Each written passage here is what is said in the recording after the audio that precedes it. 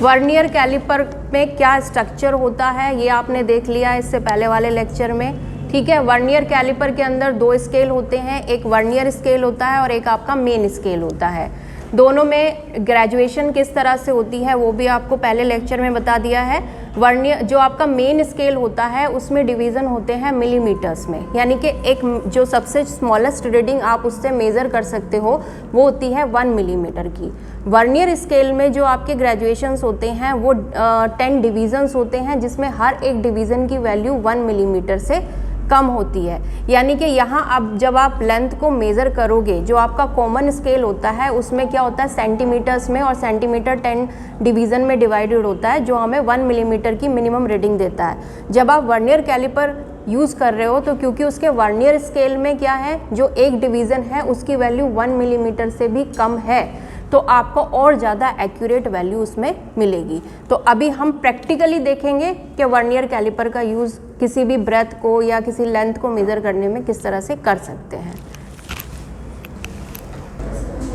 देखो प्रैक्टिकल में इसका क्या है, सबसे पहले आपको लीस्ट काउंट फाइंड करनी है। लीस्ट काउंट आपको बताया था वर्नियर कैलिपर की कैसे फाइंड करते हैं, smallest reading of the main scale, जो भी मेन स्केल की सबसे छोटी रीडिंग होगी, यानी कि ये मेन स्केल है आपका और ये जो इसमें स्लाइड कर रहा है ऊपर ये है आपका वर्नियर या स्लाइड स्केल कहते हैं इसको। इस मेन स्केल में यहाँ पर 12.5 तक के डिवीज़न है, यानी कि 12.5 सेंटीमीटर तक इससे मेज़र किया जा सकता है। यहाँ वर्नियर स्केल जो होता है इसमें यहाँ जो कैलिब्रेशन होता है, जो ग्रेजुएशंस होती हैं वो 10 डिवीज़न्स में होती हैं, जिसमें हर एक डिवीज़न की वैल्यू 1 मिलीमीटर से कम है, यानी कि आप 1 मिलीमीटर को भी दो पार्ट्स में इससे डिवाइड कर सकते हो। तो अब इसको यूज़ क्या करना है, सबसे पहले आप लीस्ट काउंट फाइंड करोगे। इसमें लीस्ट काउंट क्या होता है, अब आपके मेन स्केल का जो सबसे स्मॉलेस्ट डिवीज़न है उसकी वैल्यू है 1 मिलीमीटर और वर्नियर स्केल में टोटल नंबर ऑफ डिवीज़न है 10। तो 1 मिलीमीटर को अगर आप 10 से डिवाइड करते हो तो हमें वर्नियर कैलिपर का लीस्ट काउंट मिल जाएगा। ये कितना हो गया 0.1 मिलीमीटर, या इसको हम लिख सकते हैं 0.01 सेंटीमीटर। दूसरा काम हमारा होता है, इसमें एरर तो नहीं है, ठीक है, जिसको हम ज़ीरो एरर कहते हैं।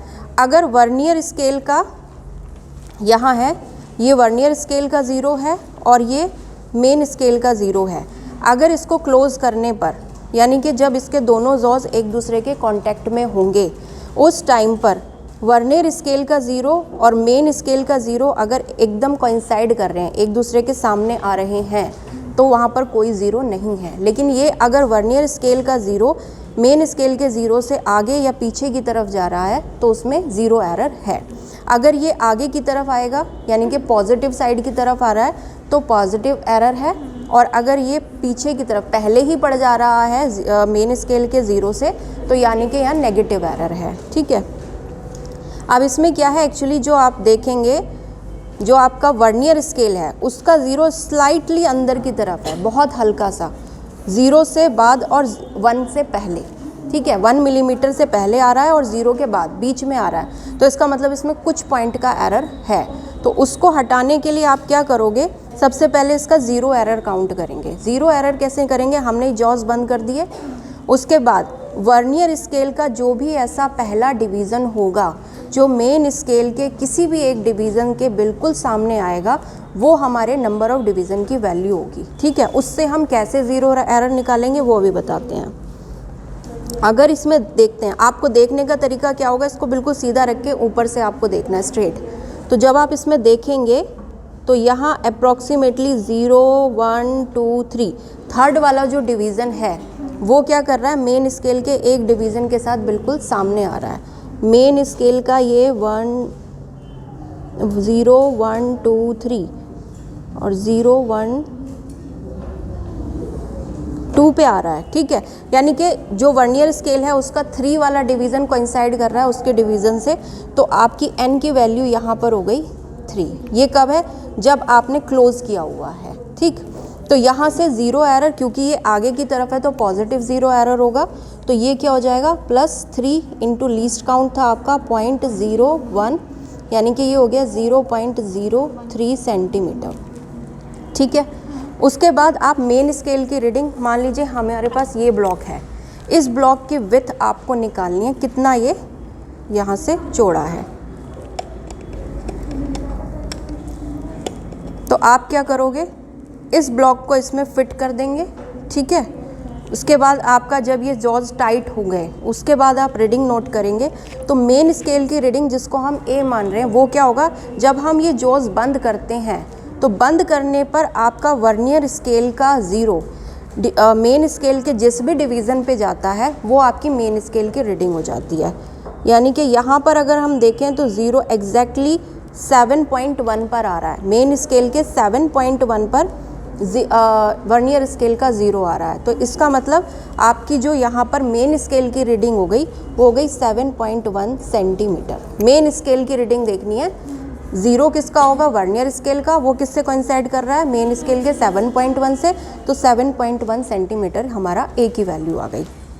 अब वर्नियर स्केल की जब हमने इसमें ऑब्जेक्ट इंसर्ट कर दिया है, बीच में हमने ऑब्जेक्ट लगा दिया, उस टाइम पे वर्नियर स्केल का जो भी डिवीज़न मेन स्केल के किसी भी डिवीज़न से बिल्कुल कोइंसाइड करेगा, ठीक है, उस नंबर ऑफ डिवीज़न को पहले आपको लिखना है।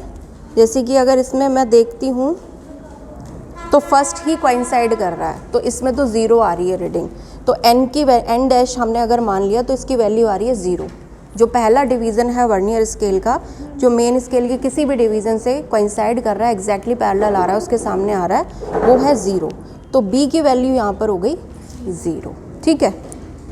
अब इन सभी वैल्यूज़ को जब हम पुट करके एक्चुअल रीडिंग निकालेंगे तो हमारी रीडिंग कैसे निकलती है, ए यानी कि main scale reading plus B यानी कि vernier scale reading minus 0 error, ठीक है। अब ये पॉजिटिव एरर होगा तो माइनस हो जाएगा, नेगेटिव होगा तो माइनस माइनस प्लस हो जाएगा, ठीक है। अब क्योंकि हमारे यहाँ कैसा है, पॉजिटिव एरर है। ए की वैल्यू आपकी आई है 7.1, बी आपका आया है 0 और 0 एरर जो आपका आया है वो आया है -0.03। तो इसको जब हम सॉल्व करेंगे तो आपके पास आ जाएगा सेंटीमीटर, ठीक है। तो ये आपकी क्या आ गई, इससे एक्चुअल रीडिंग, इस ब्लॉक की जो विड्थ है वो कितनी है, 6.97 सेंटीमीटर है।